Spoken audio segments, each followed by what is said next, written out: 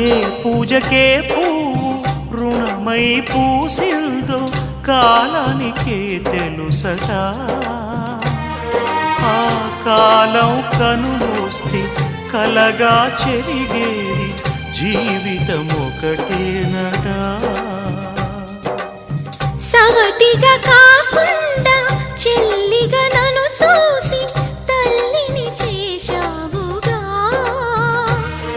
ఈ పారాణి పాదాలు సేవించినా గాని రుణమే తీరదుగా. ఇది కలకాలం